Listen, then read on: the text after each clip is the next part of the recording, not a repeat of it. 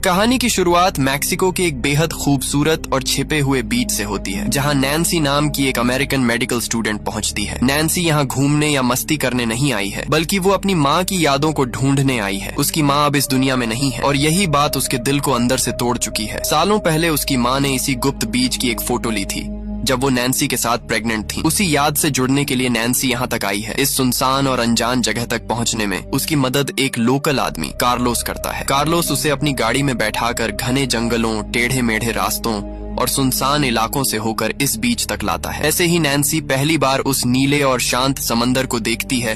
वो एक पल के लिए सब कुछ भूल जाती है। सामने फैला हुआ साफ पानी, जिसके अंदर तक की रेत और चट्टानें साफ दिख रही होती हैं, उसे एक अलग ही सुकून देता है। वो उस नजारे में खो जाती है जैसे उसे वही शांति मिल गई हो जिसकी वो तलाश कर रही थी। बिना वक्त गंवाए नैन्सी अपना सर्फिंग बोर्ड निकालती है और सीधे पानी की तरफ दौड़ पड़ती है। उस पल में उसके अंदर सिर्फ एक्साइटमेंट होता है, कोई डर नहीं। लेकिन शायद उसे खुद भी अंदाजा नहीं था कि थोड़ी ही देर बाद उसके साथ जो होगा वो इतिहास के पन्नों में दर्ज होने वाला है। जैसे ही वो पानी में उतरती है, उसे वहाँ पहले से मौजूद दो और सर्फर्स दिखाई देते हैं। वो दोनों पहले से ही लहरों का मजा ले रहे होते हैं। नैन्सी उनके पास जाती है और थोड़ी बातचीत होती है। वो दोनों उसे बताते हैं कि यहाँ की लहरें बहुत शानदार हैं, सर्फिंग के लिए एकदम परफेक्ट हैं, लेकिन साथ ही थोड़ा सावधान रहना भी जरूरी है। उनके अंदाज में एक हल्की सी चेतावनी छुपी होती है, जिसे नैन्सी उस वक्त ज्यादा गंभीरता से नहीं लेती। नैन्सी उनके साथ सर्फिंग शुरू करती है और जल्द ही अपनी स्किल्स दिखा देती है। वो काफी अच्छी सर्फर होती है और लहरों को कंट्रोल करना उसे अच्छे से आता है। चारों तरफ धूप फैली हुई है, समंदर शांत है और माहौल इतना सुकून भरा है कि कुछ देर के लिए नैन्सी को लगता है कि वो सच में खुश है, जैसे उसे वही सुकून मिल गया है जिसकी वो तलाश कर रही थी। लेकिन धीरे धीरे वक्त बीतता है, सूरज ढलने लगता है और रोशनी कम होने लगती है। वो दोनों सर्फर्स किनारे की तरफ वापस जाने का फैसला करते हैं। जाते जाते वो नैन्सी को भी साथ चलने के लिए कहते हैं। वो उसे समझाते हैं कि शाम के वक्त समंदर का मिजाज बदल सकता है और यहाँ रुकना ठीक नहीं होगा। उनकी बात में एक सच्ची चिंता होती है, लेकिन नैन्सी, जो अभी भी अपनी माँ की यादों में खोई हुई है, एक आखिरी बार और सर्फिंग करना चाहती है। वो सोचती है कि बस एक परफेक्ट लहर पकड़कर वो वापस चली जाएगी। इसी सोच के साथ वो समंदर में और अंदर जाने का फैसला करती है। जैसे ही वो दोनों सर्फर्स दूर चले जाते हैं, चारों तरफ का माहौल धीरे धीरे बदलने लगता है। उसी दौरान नैन्सी की नजर पानी में थोड़ी दूरी पर पड़ती है, जहाँ उसे एक बड़ी सी परछाई दिखाई देती है। पहले तो उसे समझ नहीं आता कि वो क्या है, लेकिन जब वो उसके करीब जाती है तो उसे पता चलता है कि वो एक मरी हुई व्हेल की लाश है, जो लहरों के साथ बहकर वहाँ आ गई है। वो नजारा थोड़ा डरावना होता है, लेकिन जिज्ञासा में नैन्सी उसके पास जाने लगती है। तभी उसे कुछ अजीब सा महसूस होता है। वो देखती है कि उस लाश के ऊपर कई पक्षी मंडरा रहे हैं और पानी में एक हल्की सी खून की लकीर फैल रही है। ये देखकर उसके अंदर एक अजीब सा डर पैदा होने लगता है, जैसे कुछ गलत होने वाला हो। और फिर अचानक समंदर की शांति एक जोरदार धमाके के साथ टूट जाती है। एक विशाल ग्रेट व्हाइट शार्क पानी को चीरते हुए तेज रफ्तार से निकलती है और सीधे नैन्सी के सर्फ बोर्ड पर हमला कर देती है। सब कुछ इतनी तेजी से होता है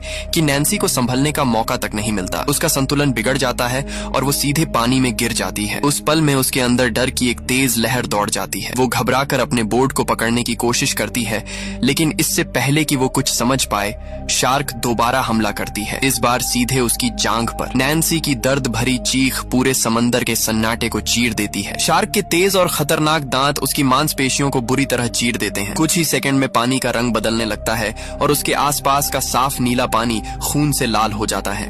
दर्द इतना भयानक होता है कि उसकी आंखों के आगे अंधेरा छाने लगता है। ऐसा लगता है जैसे वो अब और नहीं सह पाएगी, लेकिन फिर भी वो हार नहीं मानती। उसके अंदर जिंदा रहने की जिद अभी भी बाकी होती है।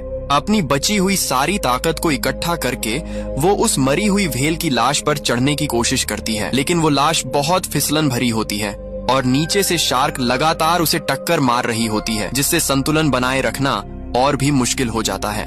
नैन्सी बार बार फिसल रही होती है। नैन्सी को अब साफ समझ आ चुका था कि उस मरी हुई व्हेल पर टिके रहना उसके लिए और ज्यादा खतरनाक है। अगर वो एक पल भी और वहाँ रुकती तो या तो वो फिसलकर सीधे पानी में गिर जाती या फिर शार्क उसे वहीं खत्म कर देती। उसने गहरी सांस ली, अपने घायल पैर के तेज दर्द को किसी तरह नजरअंदाज किया और बिना ज्यादा सोचे सीधे पानी में छलांग लगा दी।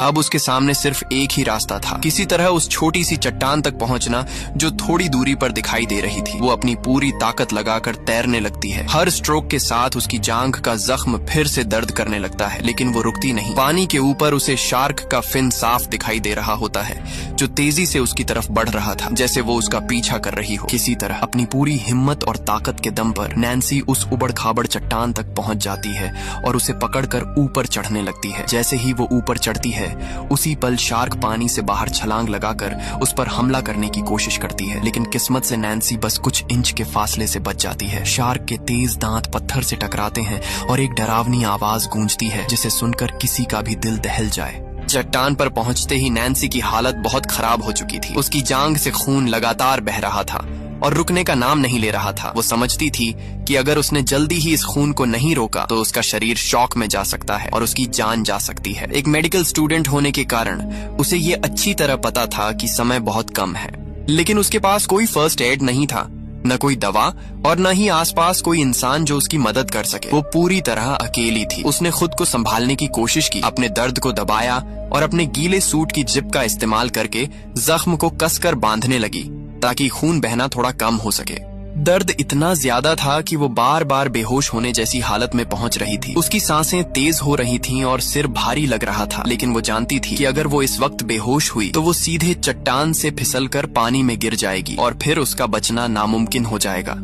इसीलिए वो खुद को जबरदस्ती होश में रखने की कोशिश करती है। वो अपने कान की बाली और गले की चेन का इस्तेमाल करके अपने घाव को बंद करने की कोशिश करती है, जैसे वो खुद ही अपने शरीर में टांके लगा रही हो। ये सब करना बेहद दर्दनाक था। हर सेकंड उसके लिए एक सजा जैसा था, लेकिन उसके पास और कोई रास्ता नहीं था। उस वक्त उसके दिमाग में सिर्फ एक ही चीज चल रही थी, जिंदा रहना। धीरे धीरे रात होने लगती है और चारों तरफ अंधेरा फैल जाता है। समंदर का पानी ठंडा होता जा रहा था और ठंड की वजह से नैन्सी का शरीर कांपने लगता है। वो उस छोटी सी चट्टान पर अकेली बैठी होती है, दर्द और डर दोनों से जूझती हुई। उसी दौरान उसे वहाँ एक छोटा सा घायल सीगल दिखता है जिसका पंख टूटा हुआ होता है। उस हालत में भी नैन्सी उसे धीरे से सहलाती है, जैसे खुद को ही दिलासा दे रही हो कि वो बिल्कुल अकेली नहीं है।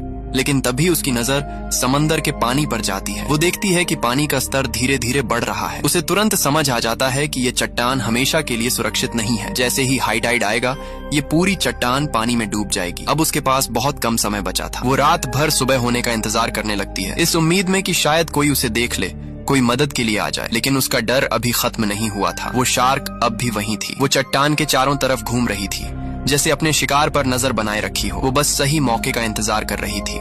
जैसे जैसे रात बीतती है, नैन्सी की हालत और खराब होती जाती है। ठंड और खून की कमी की वजह से उसका शरीर जवाब देने लगता है। उसकी जांघ का जख्म सूजकर नीला पड़ने लगता है और हर पल दर्द बढ़ता जा रहा था। उसे डर लगने लगता है कि अगर वो सो गई तो शायद कभी उठ नहीं पाएगी।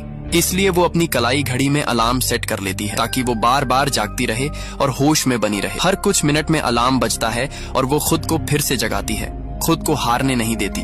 सुबह की पहली रोशनी के साथ ही उसे दूर किनारे पर एक इंसान दिखाई देता है। वो एक आदमी होता है जो शायद नशे की हालत में वहाँ भटक रहा था। उसे देखकर नैन्सी के अंदर उम्मीद की एक चिंगारी जल उठती है। वो अपनी पूरी ताकत लगाकर जोर से चिल्लाती है, हेल्प प्लीज हेल्प। उसकी आवाज में डर भी होता है और जीने की उम्मीद भी। वो आदमी उसकी आवाज सुन लेता है और उसकी तरफ देखने लगता है। एक पल के लिए ऐसा लगता है कि अब सब ठीक हो जाएगा, मदद मिल जाएगी, लेकिन अगले ही पल सब बदल जाता है। उस आदमी की नजर किनारे पर पड़े नैन्सी के बैग और उसके सामान पर पड़ती है। वो मदद करने के बजाय धीरे धीरे उसकी चीजों की तरफ बढ़ने लगता है। नैन्सी ये सब देखकर घबरा जाती है। वो जोर जोर से चिल्लाकर उसे रोकने की कोशिश करती है, वापस जाओ, पानी में मत आना। लेकिन उस आदमी पर लालच हावी हो चुका था। वो नैन्सी का फोन, पैसे और बाकी कीमती सामान उठाने लगता है। इतना ही नहीं, उसकी नजर पानी में तैरते हुए सर्फ बोर्ड पर भी पड़ती है। उसे लगता है कि वो उसे भी आसानी से ले सकता है। वो बिना सोचे समझे पानी में उतर जाता है, पहले धीरे धीरे, सिर्फ घुटनों तक। लेकिन नैन्सी का दिल बैठ जाता है, क्योंकि उसे अच्छी तरह पता था कि उस पानी के अंदर क्या छिपा हुआ है। वो बार बार उसे रुकने का इशारा करती है, हाथ हिलाकर चेतावनी देती है, लेकिन अब बहुत देर हो चुकी थी। कुछ ही सेकंड में पानी के अंदर हलचल होने लगती है। एक तेज लहर उठती है और अचानक वो आदमी गायब हो जाता है। शार्क ने उस पर हमला कर दिया था। हमला इतना तेज और खतरनाक होता है कि उसे संभलने का मौका तक नहीं मिलता। कुछ ही पलों में पानी लाल हो जाता है, उसका शरीर बुरी तरह चीर दिया जाता है। ये सब इतना जल्दी होता है कि कुछ समझने का मौका ही नहीं मिलता। नैन्सी ये सब अपनी आंखों के सामने देखती है और पूरी तरह सुन्न पड़ जाती है। अब उसे साफ समझ आ जाता है कि ये शार्क सिर्फ भूखी नहीं है, बल्कि वो अपने इलाके की रक्षा कर रही है और वो किसी को भी जिंदा नहीं छोड़ेगी। अब नैन्सी के सामने खतरा और भी बड़ा हो चुका था। वो पूरी तरह अकेली थी और मौत उसके चारों तरफ घूम रही थी। कुछ समय बाद सूरज धीरे धीरे ऊपर चढ़ने लगता है और रोशनी फैलने लगती है। इसी दौरान नैन्सी की नजर दूर समंदर की तरफ जाती है, जहां उसे दो लोग दिखाई देते हैं। ध्यान से देखने पर उसे समझ आता है कि ये वही दोनों सर्फर्स हैं जिनसे वो पहले मिली थी। वो फिर से सर्फिंग करने के लिए वापस आ रहे थे। एक पल के लिए नैन्सी को राहत महसूस होती है। उसे लगता है कि अब शायद उसकी जान बच सकती है, लेकिन अगले ही पल उसका दिल घबरा उठता है, क्योंकि उसे पता है कि यहाँ कितना बड़ा खतरा छिपा हुआ है। वो तुरंत जोर जोर से हाथ हिलाकर उन्हें इशारा करने लगती है कि वो यहाँ न आए। वो पूरी ताकत से चिल्लाती है, यहाँ मत आओ, यहाँ खतरा है। लेकिन उनके बीच की दूरी और समंदर की तेज लहरों के शोर की वजह से उसकी आवाज उन तक नहीं पहुंच पाती। उन दोनों सर्फर्स को लगता है कि नैन्सी बस उन्हें देखकर खुश हो रही है और उन्हें बुला रही है। वो बेफिक्र होकर पानी में उतर जाते हैं और सर्फिंग शुरू कर देते हैं। उन्हें जरा भी अंदाजा नहीं होता कि उनके ठीक नीचे मौत घूम रही है।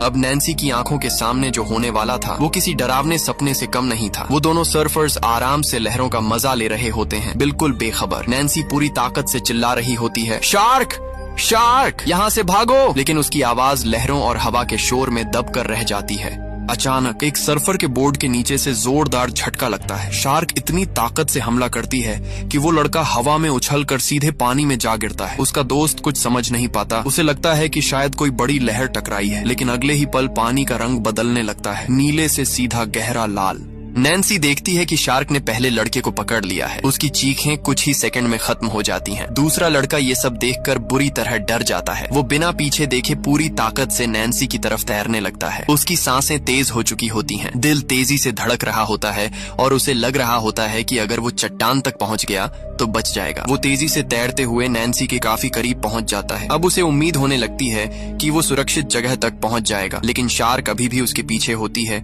और वो रुकने वाली नहीं होती। अचानक शार्क फिर से हमला करती है। इस बार वो पानी को चीरते हुए एक लंबी छलांग लगाती है और उस दूसरे सर्फर को भी पकड़ लेती है। सब कुछ इतनी तेजी से होता है कि कुछ समझने का मौका ही नहीं मिलता। कुछ ही सेकंड में सब खत्म हो जाता है। नैन्सी ये सब देखकर पूरी तरह सुन्न पड़ जाती है। उसकी आंखों के सामने दो जिंदगियां पल भर में खत्म हो जाती हैं। समंदर में फिर से सन्नाटा छा जाता है, लेकिन इस बार ये सन्नाटा और भी ज्यादा डरावना होता है। पानी की सतह पर अब एक हेलमेट तैर रहा होता है जिसमें गोप्रो कैमरा लगा हुआ था। वो उसी सर्फर का हेलमेट होता है जिसने अपने एडवेंचर को रिकॉर्ड करने के लिए कैमरा लगाया था। नैन्सी को तुरंत लगता है कि ये कैमरा बहुत जरूरी हो सकता है, ये पूरी घटना का सबूत बन सकता है। लेकिन तभी उसका ध्यान एक और खतरनाक चीज की तरफ जाता है। वो देखती है कि पानी का स्तर धीरे धीरे बढ़ रहा है। ज्वार चढ़ रहा था और उसकी वो छोटी सी चट्टान जो अब तक उसे बचाए हुए थी, अब धीरे धीरे पानी में डूबने लगी थी। अब हालत ये थी कि पानी चट्टान पर चढ़कर उसके घुटनों तक पहुंच चुका था। हर आती हुई लहर उसे पीछे की तरफ धकेल रही थी। उसका शरीर पहले ही कमजोर हो चुका था, लेकिन उसकी आंखों में अभी भी हार न मानने की जिद साफ दिख रही थी। नैन्सी को समझ आ जाता है कि अगर वो यहाँ से जिंदा नहीं बच पाई तो कम से कम ये कैमरा उसकी कहानी दुनिया तक पहुंचा सकता है। वो एक बड़ा जोखिम लेने का फैसला करती है।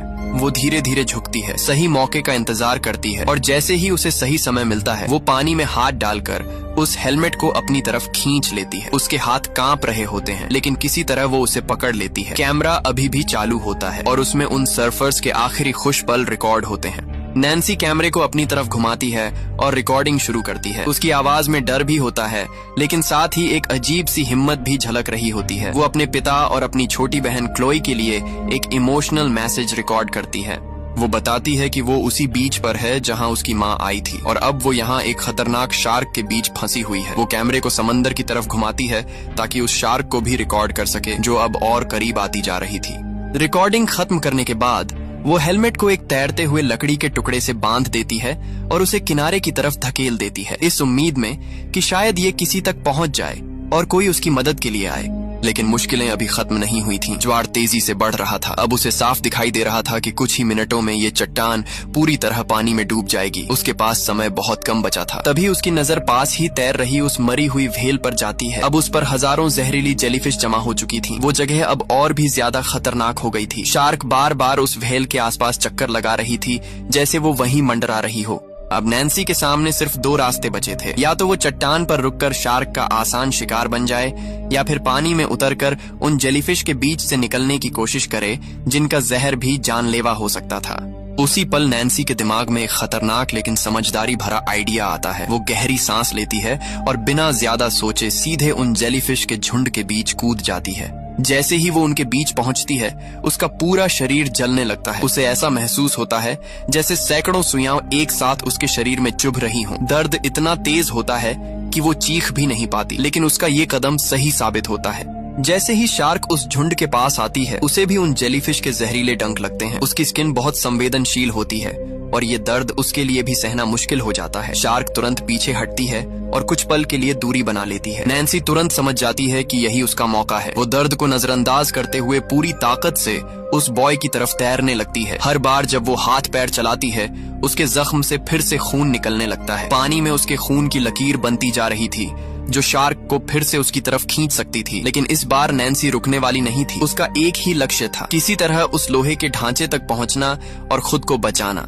आखिरकार वो उस ढांचे तक पहुंच जाती है। वो उसकी फिसलन भरी सीढ़ियों को पकड़ती है और धीरे धीरे ऊपर चढ़ने लगती है। उसका शरीर पूरी तरह कमजोर हो चुका था, लेकिन फिर भी वो हार नहीं मानती। अब नैन्सी उस लोहे के ढांचे यानी बॉय पर खड़ी थी, लेकिन ये जगह भी ज्यादा देर तक सुरक्षित रहने वाली नहीं थी। नीचे शार्क पूरी तरह बेकाबू हो चुकी थी। वो बार बार उस ढांचे को नीचे से जोरदार टक्कर मार रही थी। हर टक्कर के साथ पूरा ढांचा जोर से हिलता था, जैसे वो किसी भी पल टूटकर गिर सकता हो। नैन्सी का संतुलन बार बार बिगड़ रहा था और उसका घायल पैर उसे ठीक से खड़े होने भी नहीं दे रहा था। तभी उसकी नजर उस बॉक्स पर पड़ती है जिसमें एक फ्लेयर गन रखी होती है। वो तुरंत उसे उठाती है और समंदर की तरफ देखने लगती है। दूर उसे एक कार्गो शिप जाता हुआ दिखाई देता है। उसके अंदर उम्मीद की एक आखिरी किरण जागती है। वो बिना देर किए ट्रिगर दबाती है और एक तेज लाल रोशनी आसमान में जाती है।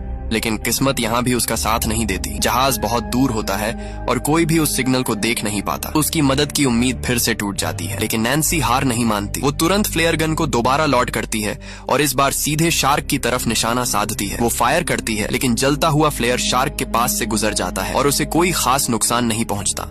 उल्टा इससे शार्क और ज्यादा गुस्से में आ जाती है। अब शार्क उस ढांचे को पकड़कर जोर जोर से झकझोरने लगती है। वो लोहे की भारी जंजीरों को अपने दांतों से खींचती है और अपनी पूंछ से जोरदार वार करती है। चारों तरफ लोहे के टकराने की तेज आवाजें गूंजने लगती हैं। धीरे धीरे उस ढांचे का एक हिस्सा टूटने लगता है। नैन्सी देखती है कि अब शार्क सिर्फ नीचे से हमला नहीं कर रही, बल्कि वो पानी से उछलकर ऊपर आने की कोशिश कर रही है, जैसे वो सीधे उस प्लेटफॉर्म तक पहुंच जाए। इसी बीच नैन्सी की नजर पानी की सतह पर जाती है, जहां तेल और खून फैल चुका था, जो मरी हुई व्हेल से निकलकर पूरे पानी में फैल गया था। उसके पास अब सिर्फ एक आखिरी फ्लेयर बचा था। वो एक बड़ा फैसला लेती है। इस बार वो शार्क पर निशाना नहीं लगाती, बल्कि उस तेल से भरी सतह पर फ्लेयर दाग देती है। कुछ ही सेकंड में पानी की सतह पर आग फैल जाती है। लपटें उठने लगती हैं और काला धुआं चारों तरफ फैल जाता है। कुछ पल के लिए ऐसा लगता है कि शायद अब शार्क पीछे हट जाएगी, लेकिन ऐसा नहीं होता। वो शार्क जो अब तक हर दर्द सह चुकी थी, जलती हुई लपटों के बीच से निकलकर फिर से नैन्सी की तरफ बढ़ती है। अब हालात ऐसे हो चुके थे कि नैन्सी के पास न कोई हथियार बचा था और न ही भागने का कोई आसान रास्ता। अब उसे साफ समझ आ जाता है कि अगर उसे बचना है तो उसे खुद ही कुछ बड़ा करना पड़ेगा। वो अपनी घड़ी देखती है और ज्वार का अंदाजा लगाती है। उसे याद आता है कि इस ढांचे के नीचे भारी जंजीरें हैं जो इसे समंदर के नीचे बने कंक्रीट बेस से बांधती हैं और उस बेस के चारों तरफ नुकीले लोहे के सरिये निकले हुए हैं। उसी पल नैन्सी एक बहुत खतरनाक फैसला लेती है। वो टूटती हुई जंजीर को पकड़ती है, उसे अपने हाथों में लपेटती है और बिना समय गंवाए सीधे समंदर की गहराई में छलांग लगा देती है। शार्क जैसे इसी मौके का इंतजार कर रही थी। वो तुरंत उसके पीछे पूरी रफ्तार से आती है। अब पानी के अंदर एक खतरनाक पीछा शुरू हो जाता है। नैन्सी जंजीर के सहारे तेजी से नीचे जा रही होती है और उसके पीछे शार्क पूरी स्पीड से उसे पकड़ने आ रही होती है। नैन्सी की सांसें धीरे धीरे खत्म होने लगती हैं, लेकिन उसका पूरा ध्यान सिर्फ एक चीज पर होता है, सही समय पर सही जगह पहुंचना। जैसे ही वो नीचे उस कंक्रीट बेस और नुकीले सरियों के पास पहुंचती है, आखिरी सेकंड में वो खुद को एक तरफ हटा लेती है। लेकिन शार्क इतनी तेज रफ्तार में होती है कि वो खुद को रोक नहीं पाती। एक जोरदार टक्कर होती है और शार्क सीधे उन नुकीले लोहे के सरियों से टकरा जाती है। वो सरिये उसके शरीर को आर पार कर देते हैं। जिस शार्क ने पूरे समंदर में इतना खौफ फैला रखा था, अब वही खुद खत्म हो चुकी होती है। नैन्सी धीरे धीरे ऊपर की तरफ तैरने लगती है। उसका शरीर पूरी तरह थक चुका था, लेकिन जैसे ही वो पानी की सतह पर पहुंचती है और ताजी हवा लेती है, उसे एहसास होता है वो बच गई है। कुछ समय बाद किनारे पर वही बच्चा अपने पिता के साथ आता है जिसे वो हेलमेट मिला था। वो लोग नैन्सी को बेहोश हालत में पाते हैं और उसे तुरंत बचा लेते हैं। फिल्म के आखिर में दिखाया जाता है कि 1 साल बाद नैन्सी पूरी तरह ठीक हो चुकी है। वो अपनी छोटी बहन क्लोई के साथ फिर से सर्फिंग कर रही होती है। अब उसकी माँ की यादें उसे तोड़ती नहीं हैं, बल्कि उसे और मजबूत बनाती हैं। उसने सिर्फ एक शार्क को नहीं हराया, बल्कि अपने सबसे बड़े डर को भी जीत लिया।